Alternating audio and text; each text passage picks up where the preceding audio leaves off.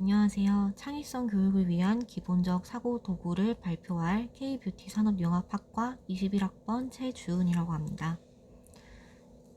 시작하기에 앞서 간단하게 학습 목표를 살펴보겠습니다. 이번 학습을 통해 저희는 아이디어 생성과 수렴을 위한 10가지 기본적 사고 도구의 기능을 설명하고 사용할 수 있습니다. 교사는 학생들에게 10가지 기본적 사고 도구를 가르치기 위한 교수 학습 활동을 설계할 수 있으며 학생들은 10가지 기본적 사고 도구를 실제 문제 해결 상황에서 능숙하고 자신감 있게 적용할 수 있습니다. 기본적 사고 도구의 목표와 각각의 역할에 대해서 먼저 살펴보겠습니다. 기본 사고 도구에서 학습자의 목표는 아이디어 생성 및 수렴에 대한 가이드라인을 이해하고 적용합니다. 아이디어 생성의 효과적인 기본 사고 도구를 알고 선택 및 사용합니다. 아이디어 수렴의 효과적인 기본 사고 도구를 알고 선택 및 적용합니다. 마지막으로 기본 사고 도구와 관련된 용어를 배우고 사용할 줄 알아야 합니다.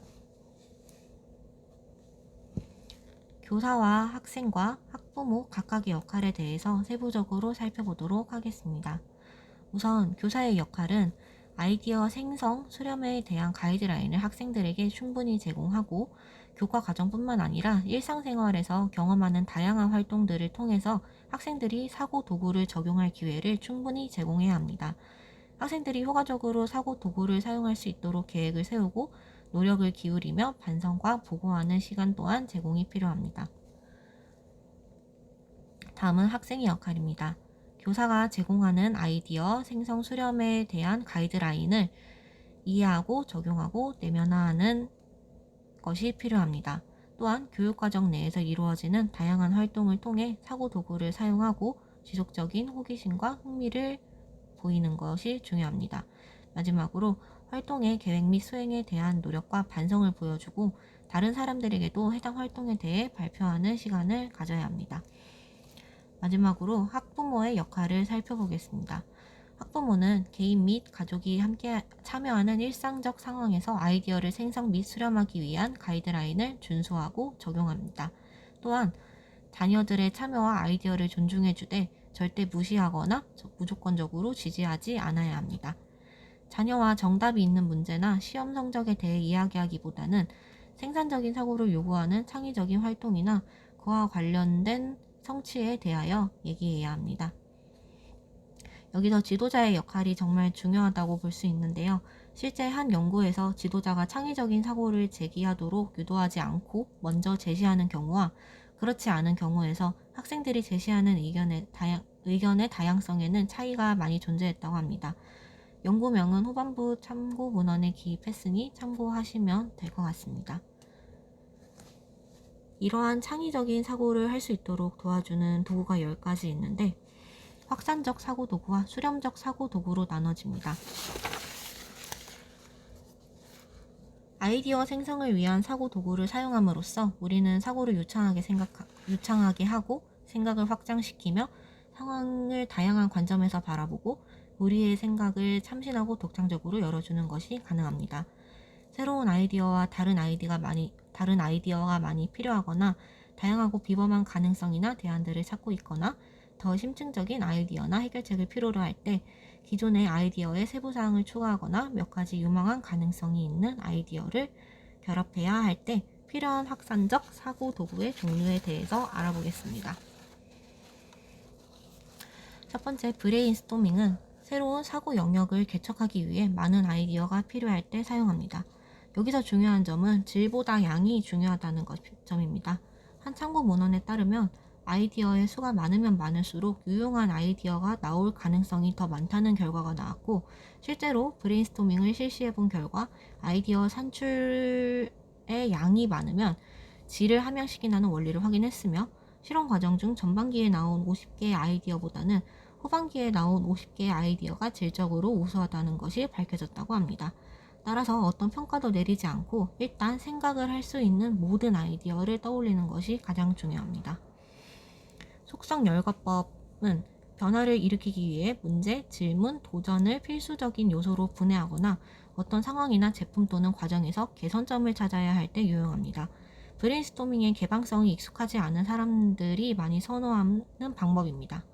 강제 결합법은 새로운 아이디어를 고안하고 서로 다른 관점에서 볼 수 있게 해주기 때문에 아이디어의 수가 점점 줄어드는 상황에서 사용합니다. 문제를 진술한 후에 관계없는 물건이나 사진을 무작위로 선택한 후에 그것을 기반으로 아이디어를 제안할 수 있습니다. 형태 분석법은 아주 짧은 시간 안에 수천 개의 특이한 결합과 아이디어를 생성할 수 있으며 구조화되어 있고 사용하기 쉽습니다. 4 곱하기 10의 격자 모양 양식을 주로 사용하며 4가지 아이디어를 조합하여 사용합니다. 마지막으로 스캠퍼 기법은 새롭고 다양한 관점을 고려하면서 특이한 아이디어를 많이 생성할 필요가 있을 때 유용하고 대체, 결합, 응용, 변형, 용도 변경, 제거, 재배열의 키워드를 골라 아이디어를 떠올리는 방법입니다. 스캠퍼 기법에 대한 방법과 순서를 나타낸 자료인데 참고하시기 바랍니다. 이렇게 확산적 사고 도구 등을 활용해서 수백 개의 아이디어를 냈으면 이제 거기서 실현 가능한 해결책으로 가능성을 좁히고 실행해야 합니다. 바로 수렴적 사고 도구가 필요한데요. 목록은 다음과 같습니다. 첫 번째, 히트 앤 핫스팟. 수많은 아이디어를 실행 가능한 목록으로 줄이고 정교하게 다듬어서 유망한 대안들의 목록을 얻기 위해 사용하는 방법입니다. ALOU. 아이디어를 긍정적인 관점에서 분석하고 공정하게 평가할 수 있도록 하는 방법이고 이것은 제한된 아이디어의 장점을 나열한 후 거기서 긍정적인 관점에서의 단점을 생각하고 그 실행 방법을 고민하는 방법입니다. 평가행렬법은 다른 유망한 대안이나 아이디어들과 관련하여 각 대안들에 대해 정확하고 상세한 분석 방법을 제공하는 방법입니다. 평가 행렬 시트에 준거를 입력한 후 척도를 활용하여 평가하는 방법입니다. 쌍비교 분석법은 고려사항에 대한 생각, 감정 및 이해가 명확해지므로 가장 유망한 대안의 선택을 위한 의사결정을 내리는 데 도움이 됩니다. 2개의 대안을 짝지어서 평가 척도를 정한 후에 모든 쌍의 비교 결과가 나오면 점수를 더해서 선호도를 측정합니다. 마지막으로 계열화기법은 각 과제를 책임질 사람이 명확하게 적힌 시간표를 제공해 줍니다. 이를 통해서 개인에게 적절한 책임을 부과할 수 있도록 해줍니다.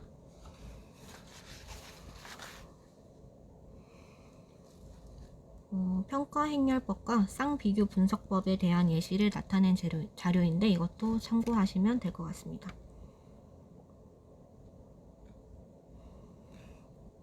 이렇게 학생들에게 사고 도구를 가르칠 때는 주의할 점이 있습니다. 첫 번째, 학생들에게 사고 도구를 가르칠 때는 주의점이 있습니다. 우선 한 번에 하나씩 소개를 해야 됩니다. 한 번에 하나씩 소개를 함으로써 각각의 사고 도구가 어떻게 사용되고 적용될 수 있는지 이해할 수 있도록 하는 것이 좋습니다. 또한 학생들은 각자 다른 창의적 문제 해결 스타일을 가지고 있기 때문에 각자 다른 사고 도구를 선호하고 사용한다는 것을 기억할 필요도 있습니다. 예를 들면 탐험가이면서 외향적인 사람은 일반적인 브레인스토밍 방식을 선호하는 유형으로서 아이디어가 떠오를 때마다 소리내서 자신의 생각을 표현할 것입니다. 반면에 내향적이면서 개발자적인 성향을 가진 사람들은 아이디어를 공유하기 전에 반성적으로 사고하고 구조화하는 접근 방식을 가진 브레인 라이팅이나 혹은 포스트잇 브레인스토밍 방식을 더 잘 활용할 수 있을 것입니다. 두 번째, 처음 사용할 때 간단한 연습 문제를 제공해야 됩니다. 어느 정도의 역량이 구축되면 위험성이 낮은 실제 문제에 적용하거나 실제 상황과 유사한 과제를 해결해 볼 수 있는 기회를 제공할 수도 있습니다. 이러한 기회는 학생들이 다양한 상황에서 사고 도구를 사용하는데 자신감을 가질 수 있도록 다양한 교과 영역에 걸친 다양한 과제의 문제 해결 경험을 해볼 수 있도록 해주어야 합니다. 세 번째로, 한 번에 너무 많은 정보를 제공하고 싶은 충동을 자제해야 됩니다. 익숙한 사고 도구로 새로운 내용을 소개하거나 익숙한 내용을 새로운 사고 도구와 함께 소개해야 됩니다. 사고 도구를 소개할 때 도구의 용도와 사용 방법에 대한 설명은 명쾌해야 되며 학생들이 일상생활에서 그리고 다른 내용 영역에서 그 사고 도구를 어떻게 어디에 적용할 것인지 생각할 수 있도록 도와줘야 됩니다. 마지막으로 개별 학습자의 특성을 고려해야 합니다. 어떤 교수, 학습 상황에서든 그러하듯이 개별 학생들의 학습 준비 수준을 확인하는 것부터 시작해야 됩니다. 창의성 발달에 관한 선행 연구들을 보면 유아기와 아동기의 발달 경향은 연속적이고 일관적이게 이루어지는 것은 아니며 개별적으로도 그 속도와 경향에 차이가 있다고 합니다. 그렇기 때문에 최근에 이러한 개개인의 특성을 이해하고 개별적으로 창의성을 발달시킬 수 있도록 개별 창의성 검사를 개발하고 타당화하는 작업도 이루어지고 있다고 합니다. 참고 문헌 참고해 주시고요. 과제는 앞서 말한 10가지 기본적 사고 도구 중 본인이 실제 문제 상황에서 적용하여 해결한 경험을 적어보는 것으로 마무리하도록 하겠습니다. 이상입니다.